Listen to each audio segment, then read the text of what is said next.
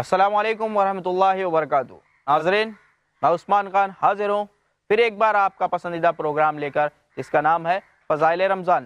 ناظرین، جیسا کہ آپ جانتے ہیں، اس پروگرام میں ہم رمضان کے فضائل کے تعلق سے بات کرتے ہیں، اور ہمارے ساتھ موجود ہوتے ہیں ہمارے ہر دل عزیز جناب ایڈوکیٹ فیض سید صاحب۔ آئیے ان کا استقبال کرتے ہیں۔ السلام علیکم ورحمۃ اللہ وبرکاتہ۔ وعلیکم السلام ورحمۃ اللہ وبرکاتہ۔ فیض صاحب، آپ کا تہہ دل سے استقبال ہے ہمارے پروگرام میں۔ جزاک اللہ بہت خیر۔ بہت شکریہ آپ کا، آپ اسٹوڈیو میں تشریف لائے۔ فیض صاحب، اس سے پہلے ہم بات کر رہے تھے روزوں کی فضیلت کے تعلق سے۔ آج میں پوچھنا چاہتا ہوں کہ رمضان میں قیام اور سیام کی کیا اہمیت ہے، کیا فضیلت ہے؟ اس سے پہلے بھی آپ نے کچھ باتیں پیش کی تھی اسی تعلق سے، تو میں چاہتا ہوں کہ اس پر آپ مزید روشنی ڈالیں۔ دیکھیے، رمضان کے مہینے میں قیام اور سیام کی یہ فضیلت ہے کہ جو انسان ایمان کے ساتھ نماز قائم کرے، زکوٰۃ ادا کرے، اور رمضان کے مہینے میں سیام اور قیام مطلب روزہ رکھے اور رات کی نماز پڑھے، قیام کرے مطلب کھڑا رہے عبادت کے لیے، نماز کے لیے، تو آپ صلی اللہ علیہ وسلم نے فرمایا ایسے شخص کا حساب و کتاب صدیقین اور شہداء کے ساتھ ہوں گا۔ جی بالکل۔ اور صدیقین اور شہداء یہ درجات کے اعتبار سے انبیاء کے بعد کے درجے ہیں۔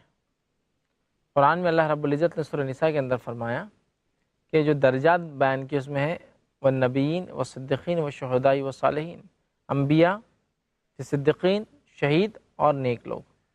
تو صدیقین اور شہداء یہ انسانیت کی دوسری اور تیسری ٹائپ ہے، سب سے بہترین لوگوں میں جن پہ اللہ کا انعام ہوا، جس کے تعلق سے ہم ہر روز نماز میں دعا کرتے ہیں سورۃ الفاتحہ کی شکل میں، اہدنا الصراط المستقیم صراط الذین انعمت علیہم، اے اللہ ہمیں سیدھی راہ چلا، ان لوگوں کے راستے اور راہ پہ چلا جن پہ تیرا انعام ہوا۔ اور وہ انعام والے لوگ کون ہیں؟ من النبیین والصدیقین والشہداء والصالحین۔ اللہ سے ہم روز دعا کرتے ہیں کہ اللہ ان کے طریقے پہ چلا جن پہ تیرا انعام ہوا۔ تو انسان ان انعام والے لوگوں میں سے دو کی کیٹیگری میں جا کے کھڑا ہو جاتا ہے، اور ان کے ساتھ انشاءاللہ روز قیامت حساب اور کتاب ہوں گا۔ جو انسان رمضان کے مہینے میں ایمان کے بعد نماز قائم کرنے کے بعد زکوٰۃ ادا کر کے جو ہے نماز اور روزہ کرے رمضان کے مہینے میں، اس کا حساب سیکنڈ اور تھرڈ جس کو کہیں گے، دوسرا اور تیسرا نمبر انسانیت میں نیکوکاروں میں جو ہوتا ہے ان کے ساتھ ہوں گا۔ یہ بہت ہی عظیم اور بہت بڑی فضیلت ہے اس ماہ رمضان کی، اس کی خاص عبادت روزے کی، اور اس میں خاص طور سے رات میں نماز قائم کرنے کی۔ رمضان کی اہم ترین فضیلتوں میں سے سب سے بڑی اہم فضیلت کیا ہے؟ رمضان کی دیکھیے یوں تو بہت سارے فضائل ہیں، اس کی بہت ساری فضیلتیں ہیں، لیکن اگر رمضان کی ایک اہم فضیلت اگر ہم لیں، بہت بڑی فضیلت جس کو ہم کہیں گے، وہ کیا ہے؟ وہ یہ ہے کہ رمضان قرآن کا مہینہ ہے۔ الحمدللہ، یہ اس کی سب سے بڑی فضیلت ہے۔ مطلب ایک فرض عبادت کے بعد، چونکہ قرآن تو وہ کتاب ہے جو ہم کو نماز، روزہ، زکوٰۃ، حج پر کیسے قائم رہے، کیسے ادا کرے، کیا نہ کرے، اس کی سب باتیں بتاتی ہے، اس طرح متوجہ کرتی ہے، توحید کی دعوت دیتی ہے۔ یہی تو جس کو کہیں گے سر چشمہ ہے تمام چیزوں کا، بالکل سورس ہے۔ تو رمضان کی اگر سب سے بڑی فضیلت اگر ہم لے لیں فرض عبادت کے بعد، تو وہ نزول قرآن ہے، کہ اس مہینے میں اللہ نے قرآن کو نازل کیا ہے نا، اور اسی لیے اس مہینے کو شہر رمضان، شہر القرآن کہا جاتا ہے۔ رمضان کا مہینہ قرآن کا مہینہ ہے، مطلب یہ وہ مہینہ جس میں قرآن نازل ہوا۔ اور ظاہر سی بات ہے، جب کوئی چیز کسی وقت نازل ہوتی ہے تو اس سے اس کا گہرا تعلق اور رشتہ ہوتا ہے۔ بالکل۔ اللہ تعالیٰ نے 12 مہینے بنائے، ان 12 مہینوں میں سے اللہ تعالیٰ نے اپنی آخری کتاب کے نزول کے لیے دنیا میں بھیجنے کے لیے جس مہینے کا انتخاب کیا، وہ مہینہ رمضان کا تھا، اور وہ رات قدر کی رات تھی جس میں اللہ رب العزت نے پہلی مرتبہ اپنے آخری نبی محمد صلی اللہ علیہ وسلم پر غار جو آپ حرا کے اندر تھے وہاں جو ہے وحی بھیجی، اور وحی بھیج کر جو ہے اس کتاب کا نزول شروع کیا۔ اقرأ بسم ربک الذی خلق، سورہ علق کی ابتدائی 5 آیتیں اللہ نے نازل کی۔ تو اس مہینے کا بہت گہرا تعلق قرآن سے ہے، اس لیے کہ قرآن کو اللہ تعالیٰ نے جو اپنی آخری کتاب ہدایت ہے انسانیت کے لیے، اس کو بھیجنے کے لیے جس منتھ کا سلیکشن اور انتخاب کیا، وہ منتھ، وہ سلیکشن، وہ مہینہ رمضان کا تھا۔ یاد رکھیے، اس سے بڑی کوئی فضیلت اس مہینے کی نہیں ہو سکتی، لیکن اس سے بڑی کوئی افسوس کی بات بھی نہیں ہے کہ اس کتاب سے ہمارا بہت ہی ہلکا تعلق ہے، جس کتاب کو اللہ نے اس مہینے میں نازل کیا۔ کچھ لوگ اس مہینے میں کچھ حد تک اس کتاب سے تعلق رکھتے ہیں، باقی اکثر کا یہ حال ہے کہ وہ تو اس مہینے میں بھی اس سے تعلق نہیں، اور باقی دیگر 11 مہینوں میں تو کوئی پرواہ نہیں ان کو کیا ہو رہا ہے۔ جی جی تو اس بات کو ہمیں ذہن میں رکھنا چاہیے، رمضان کی سب سے بڑی فضیلت اس ماہ میں قرآن کا نازل ہونا ہے، ٹھیک ہے۔ اور یہ قرآن جو رمضان میں نازل ہوا، اللہ نے اس کے تعلق سے قرآن میں ہی فرمایا، سورۃ البقرہ آیت نمبر 125 میں، شہر رمضان الذی انزل فیہ القرآن ھدی للناس بینات من الھدی والفرقان۔ رمضان وہ مہینہ تھا جس میں قرآن کو اللہ نے نازل کیا انسانیت کی ہدایت کے لیے، ٹھیک ہے، ھدی للناس بینات من الھدی والفرقان، اور یہ بینات ہے، ٹھیک ہے، واضح دلائل ہے اس کے اندر، اور فرق کرنے والی کتاب ہے، حق اور باطل میں، سچ اور جھوٹ میں، اچھائی اور برائی میں، ٹھیک ہے، اور جنتی اور جہنم میں فرق کرنے والی کتاب ہے، جی ٹھیک ہے۔ بالکل۔ تو یہ کتاب جو ہے فرقان ہے، یاد رکھیے۔ تو اس فرقان کا، اس قرآن کا، اس کتاب کا، اس تنزیل کا نزول اللہ رب العزت نے اس مہینے میں انتخاب کیا، یہ سب سے بڑی فضیلت ہے۔ نبی اکرم صلی اللہ علیہ وسلم اس مہینے میں اس کتاب کو، جو اسی مہینے میں نازل ہونا شروع ہوئی تھی، ہر سال جبرائیل علیہ السلام آتے اور آپ صلی اللہ علیہ وسلم کو پورا قرآن سناتے جتنا نازل ہوا، پھر نبی اکرم صلی اللہ علیہ وسلم آپ کو دہراتے جتنا قرآن آپ پر نازل ہوا۔ اور روایتوں میں آتا ہے جس روز، مطلب جس سال آپ صلی اللہ علیہ وسلم کا آخری رمضان آپ نے پایا، اس کے بعد آپ کا انتقال ہو گیا، اس سال جبرائیل علیہ السلام نے 2 مرتبہ ریپیٹ کیا، نبی اکرم صلی اللہ علیہ وسلم نے آپ کو 2 مرتبہ سنایا۔ جی تو اس سے پتہ چلا کہ جبرائیل علیہ السلام بھی آ کر قرآن سنتے اس مہینے میں خاص طور سے، اور نبی اکرم صلی اللہ علیہ وسلم ایک قرآن اس مہینے میں ختم کیا کرتے تھے۔ تو ہمیں بھی چاہیے کہ ہم اس مہینے کو ایسا مہینہ بنا دیں کہ اس مہینے میں ہم ایٹ لیسٹ کچھ نہ ہو سکے تو ایک ٹائم قرآن کو ختم کریں، اور کوشش یہ کریں کہ ہر رمضان ہم میں کچھ اپڈیشن لائیں کہ اگر میں نے رمضان میں قرآن کو مکمل طور سے ختم کیا، الف لام میم سے لے کر سورہ ناس تک ختم کیا، تو کوشش یہ کروں کہ رمضان میں ہی ہو سکے تو ترجمے کے ساتھ پڑھوں، چونکہ ہم لوگ عربی نہیں جانتے لہٰذا ترجمے کی ضرورت پڑتی ہے، ترجمے کے ساتھ پڑھوں، یا یہ کوشش کروں کہ ترجمے سے اگر قرآن رمضان میں کم از کم نہ ہو سکے تو بعد رمضان کے لیے ایسی تیاری کروں کہ رمضان کے بعد قرآن کو ایک بار ترجمے سے ختم کروں آنے والے رمضان تک۔ جی تو رمضان میں ترجمے کے ساتھ، یا تو بعد رمضان کم از کم سال میں ترجمے کے ساتھ، یا رمضان میں ترجمے کے ساتھ اور بعد رمضان ایک تفسیر ختم کروں ایک سال میں، پھر اگلے رمضان ایک قرآن ختم ہوا، پھر اس کی کوئی ایک تفسیر آنے والے، مطلب رمضان میں قرآن ختم ہوگا پھر تفسیر۔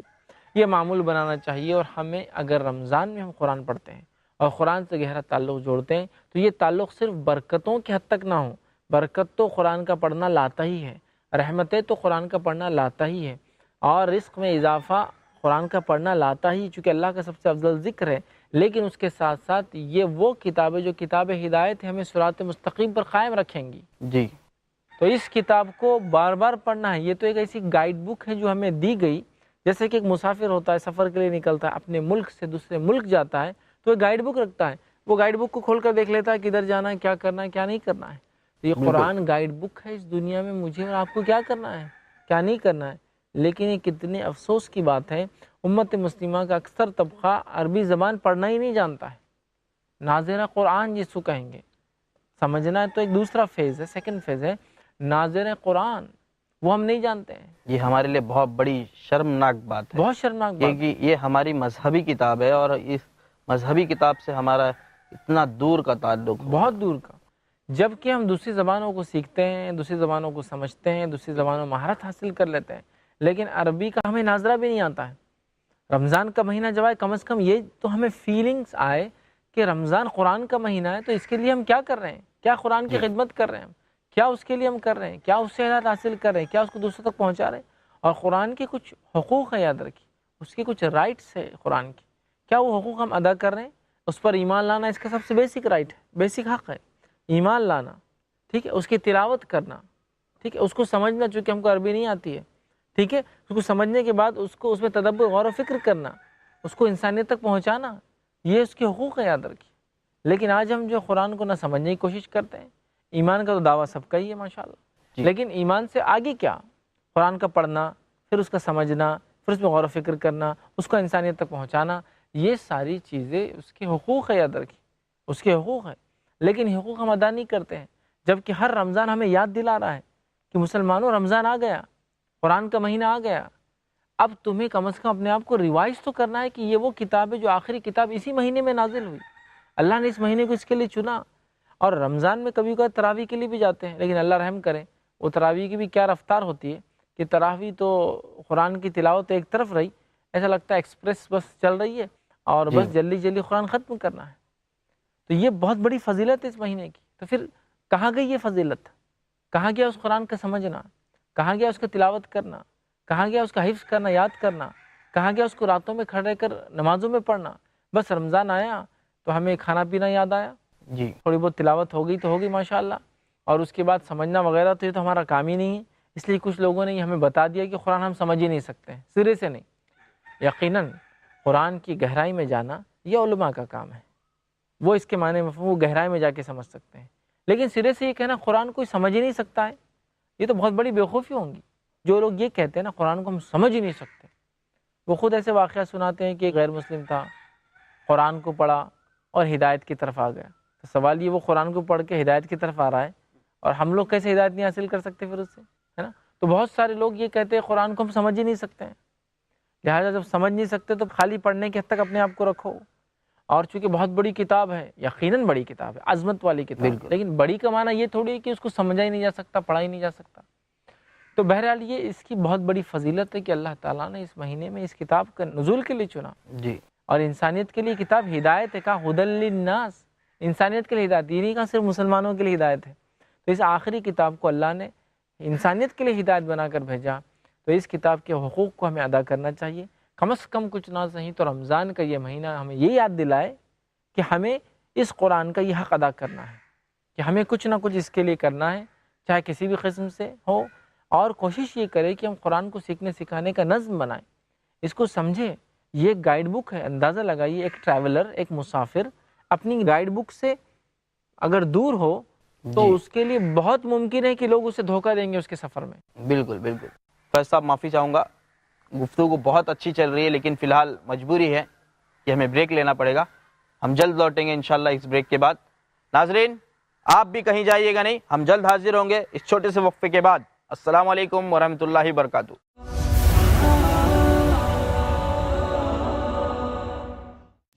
گھر گھر کے مسائل، شیخ خالد جمیل مکی کے ساتھ جانیے گھروں میں پیش آنے والے مسائل کے حل، ہر اتوار دوپہر 2:30 بجے صرف آئی پلس ٹی وی پر، بہتر زندگی کے لیے۔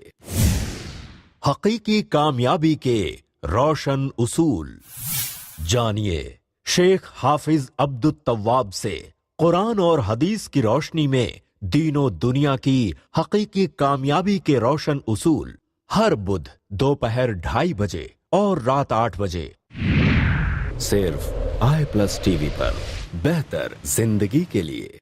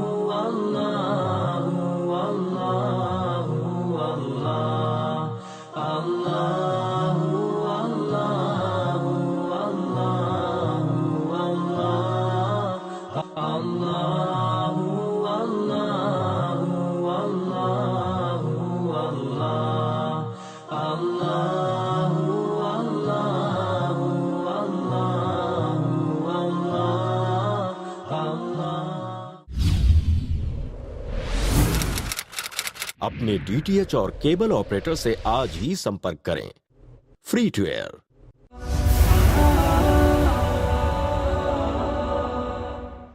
السلام علیکم ورحمۃ اللہ وبرکاتہ۔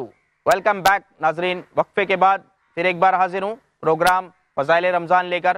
ناظرین آئیے اپنی گفتگو کو آگے بڑھاتے ہیں۔ جی فیض صاحب، آپ وقفے سے پہلے بات کر رہے تھے۔ تو اسی طرح شیطان بھی تو ہمارے پیچھے لگا ہے۔ اگر ہم قرآن کو یہ کہہ دیں گے ہم سمجھ نہیں سکتے تو اس کو تو ہم نے وہ کر دیا جو اس کے دل کی بات تھی شیطان کی. جی جی جی یقیناً میں پھر کہہ رہا ہوں، اس کی گہرائی میں جانا، اس کے معنی مفہوم کو سمجھنا، اس سے مسائل کو اخذ کرنا یہ علماء کا کام ہے. بالکل. لیکن جو علماء نے ترجمے کیے، کیا وہ ترجمہ بھی ہم نہیں سمجھ سکتے؟ بالکل سمجھ سکتے، ہمارے لیے کیے گئے. اس کے لیے ایک علم کی ضرورت ہے، وہ ہے اس زبان کا جس زبان میں ترجمہ ہے. لیکن یہ افسوس کی بات ہے، یہ شیطان کا ایک، جس کو میں کہتا ہوں یہ ایک شکنجہ ہے، حربہ ہے، چال بازی ہے کہ مسلمانوں کو قرآن سے دور رکھنے کے لیے اس نے یہ چال چلی اور کہا کہ قرآن کو تم نہیں سمجھ سکتے. جی. تو رمضان کا مہینہ کم از کم جب آتا ہے تو اس فضیلت کو ہم یاد کریں جو نزول قرآن کی شکل میں اللہ نے جو ہمیں نعمت اور جو انعام عطا کیا ہے، اور جو ایک قسم کی امانت ہے ہمارے پاس جو انسانیت تک ہمیں پہنچانا ہے. نبی اکرم صلی اللہ علیہ وسلم نے اس پیغام کو انسانیت میں عام کیا. اس زمانے کے جو ہے، ظاہر سی بات ہے، آپ جب آئے کوئی مسلمان نہیں تھا، آپ نے جن کو بھی بتایا وہ پہلے غیر مسلم ہی تھے، اس کے بعد وہ اسلام میں آئے، ان تک پیغام پہنچایا. ہمارے لیے بھی ضروری ہے کہ اس کتاب کو ہم سمجھیں، اس کو پڑھیں، اس کو جانیں، اس کے معنی مفہوم کو سمجھیں، اس میں غور و فکر کریں اور اس کے میسج سندیش، اس کے پیغام کو لے کر ان عالم اسلام تک پہنچ جایا رکھیے. لیکن شیطان نے ہمیں ہی ایسی غلط فہمی میں آج ڈال دیا، ہم ہی قرآن سے دور ہیں، اس کی تعلیمات سے دور ہیں. بلکہ بہت زیادہ دور جانے کی ضرورت نہیں ہے. اگر مثال کے طور پہ کوئی یہ پوچھ لے کہ قرآن میں کتنی صورتیں، تو میں سمجھتا ہوں اکثر لوگ نہیں بتا پائیں گے. کتنی صورتیں ہیں، نام تو دور کی بات ہے، کتنی ہیں، کوانٹٹی، نمبر آف صورتیں، کتنے سورہ ہیں قرآن کے اندر، لوگوں کو نہیں پتا کہ اس میں 114 صورتیں ہیں، وہ نہیں پتا. کسی سے یہ پوچھا جائے کہ قرآن کے 10 صورتوں کے نام بتاؤ، تو میں سمجھتا ہوں 2-4 بتا پائیں گے. ایک سورہ فاتحہ کا بتا پائیں گے، اور سورہ اخلاص کا بتا پائیں گے، سورہ یاسین بتا پائیں گے، سورہ رحمان بتا پائیں گے، ٹھیک ہے، اور 4 خل بول دیں گے وہ بھی، لیکن نام بھی نہیں پتا. یہ حالت ہے. تو اس کتاب سے بہت غفلت ہم نے برتی، جو کہ اس مہینے کی سب سے بڑی فضیلت ہے. تو ایٹ لیسٹ میں یہ چاہ رہا ہوں کہ جب رمضان آئے تو اس کتاب سے ہم ایک تعلق جوڑیں. جی. تعلق یہ جوڑے کہ جہاں ایک بار اس کو ہم تراویح کی شکل میں سنتے ہیں یا ذاتی طور سے تلاوت کرتے ہیں، جو کہ سنت بھی ہے کہ نبی اکرم صلی اللہ علیہ وسلم سارا رمضان قرآن پڑھتے ہیں اور ایک قرآن ختم کرتے ہیں، تو ہم کیا کریں، پڑھنے کے ساتھ ساتھ اس کو سمجھنے کا ایک سلسلہ شروع کر دیں. صحیح. کم از کم رمضان میں نہ ہو سکے تو بعد رمضان ایک ترتیب بنائیں، روز ہم کچھ نہ کچھ معنی کے ساتھ سمجھیں گے. نہ صرف سمجھیں گے، تفسیر بھی پڑھیں گے. تو انشاءاللہ آنے والے سال تک، ایک سال میں ایک تفسیر یا ایک ترجمہ ختم ہوگا. اگلے رمضان جب قرآن پڑھا جائیں گا، بہت ساری باتیں جو کانوں میں سنائی دیں گی وہ سمجھ میں بھی آنے لگیں گی. پھر انشاءاللہ عزیز اس سمجھ کے مطابق زندگی میں تبدیلی آئیں گی. بالکل. لوگ ہمیں گمراہ نہیں کر سکتے. اور قرآن کو چھوڑ دینے والے کے تعلق سے میں مثال دوں گا، یہ اس طرح سے ہے کہ ایک انسان اپنے ملک سے نکلا، دوسرے ملک میں آیا، جس ملک سے آیا اسے گائیڈ بک دی گئی کہ یہ گائیڈ بک کے حساب سے عمل کرو. اس نے اس گائیڈ بک کو چھوڑ دیا. جب وہ شہر میں پہنچا، گائیڈ بک کو بند کر دیا اور اس کو اٹھا کے رکھ دیا، اور اس کے بعد لوگوں سے راستہ پوچھ رہا ہے کہاں جاؤں کہاں جاؤں، اور لوگ اسے مختلف راستے بتا کر دھوکہ دے رہے ہیں، اس کا مال لوٹ رہے ہیں، اس کو جو ہے نقصان کر رہے ہیں، اس کے ساتھ کیا کچھ نہیں ہو رہا ہے. لیکن بڑی تعجب کی بات ہے، وہ مسافر سمجھ نہیں رہا کہ گائیڈ بک ہے، نکالے اور شروع ہو جائے. بس یہی کرنا ہے مجھے اور آپ کو مسلمانوں کو کہ اس قرآن سے وہ تعلق جوڑ لینا ہے. رمضان وہ مہینہ بن جائے جس سے تعلق جڑ جائے، یہ تعلق چلتا رہے چلتا رہے چلتا رہے، اور ہم جو ایک مضبوط تعلق اس مہینے میں اس کتاب سے قائم کر لیں، تاکہ انشاءاللہ عزیز آنے والی زندگی میں باقیہ 11 مہینے ہم شیطان کے شکنجے سے، اس کی چال بازیوں سے، اس کے جو ہے پھنسانے سے اپنے آپ کو محفوظ کرے، اور اس کے بعد انشاءاللہ عزیز ہم خود ہدایت یافتہ اور اپنی نسلوں کو ہدایت کے اوپر قائم رکھنے کی ہم کوشش کریں اور لوگوں تک، انسانیت تک اس کا پیغام پہنچائیں. جی. یہ تو بات ہو گئی رمضان کی اہمیت کی، کہ رمضان میں قرآن کا نزول ہوا، یہ سب سے بڑی اہمیت ہے رمضان کی. میں چاہوں گا کہ قرآن کے بارے میں کچھ آپ روشنی ڈالیں، قرآن کی اہمیت و فضیلت کے بارے میں. کچھ باتیں تو آپ نے پیش کری، تو کیا قرآن کا پڑھنا واجب ہے، فرض ہے یا سنت ہے، یا قرآن نہیں پڑھتا ہے کوئی آدمی، سرے سے ہی نہیں پڑھتا، تو اس کے لیے کیا وعیدیں ہیں؟ دیکھیے، قرآن کا پڑھنا تو ہم پر فرض ہے جی، کیونکہ اللہ کی کتاب ہے. بالکل. اس کا حق ہے کہ اس کی تلاوت کی جائے. جی. ہمارے لیے اس کا پڑھنا فرض ہے، ٹھیک ہے، لیکن یہ ویسا فریضہ نہیں ہو جو 5 فرائض اسلام کے، توحید، نماز، روزہ، زکوٰۃ. جی. لیکن یہ وہ کتاب ہے جو بتاتی ہے یہ چیزیں کیسی کرنا اور اس کا حکم، جیسا توحید، نماز، روزہ، زکوٰۃ، ہمیں کیسے پتہ چلا یہ ان فریضہ ہے؟ چیزوں کی طرف جانے کا یہ مین بنیاد ہے. قرآن نے تو کہا نماز قائم کرو، جی. پھر آپ نے فرمایا کہ نماز فرض ہے. قرآن نے تو کہا حج کرو، پھر آپ نے فرمایا حج فرض ہے ایک بار زندگی میں. قرآن نے تو کہا زکوٰۃ دو، پھر آپ نے بتایا کتنی دو، کیسے دو، زکوٰۃ فرض ہے. تو قرآن تو وہ مین بک ہے جو اشارہ کر رہی ہے. اب قرآن نہ پڑھنے کی کیا نقصانات ہو سکتے ہیں؟ ایک تو اللہ نے فرمایا قرآن کے اندر جو قرآن نہیں پڑھتا اس کی معیشت ہم زن کا، اس کی دنیا کی زندگی ہم برباد کر دیتے ہیں. یعنی ایک طور سے ہم کہہ سکتے ہیں کہ 5 پلرز کی بیس قرآن ہے. قرآن ہے، اسی پہ تو پلرس ہیں. جی. تو قرآن جو نہیں پڑھتا اللہ اس کی زندگی کو تنگ کر دیتا ہے. معیشت زن کا قرآن نے کہا، اور روز قیامت اس کو اندھا اٹھائیں گا اللہ تعالیٰ. اللہ اکبر. اندھا اٹھیں گا روز قیامت، چونکہ دنیا میں آنکھیں ہوتے ہوئے اس نے اللہ کلام کو نہیں پڑھا.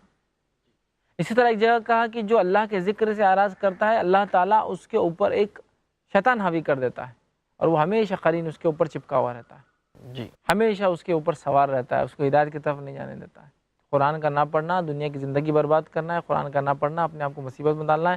قرآن کا نہ پڑھنا دنیا کی اندھیرے کی وجہ. قرآن کا نہ پڑھنا نور سے دوری ہے. قرآن کا نہ پڑھنا آخرت میں اندھا اٹھائے جانے کی وجہ.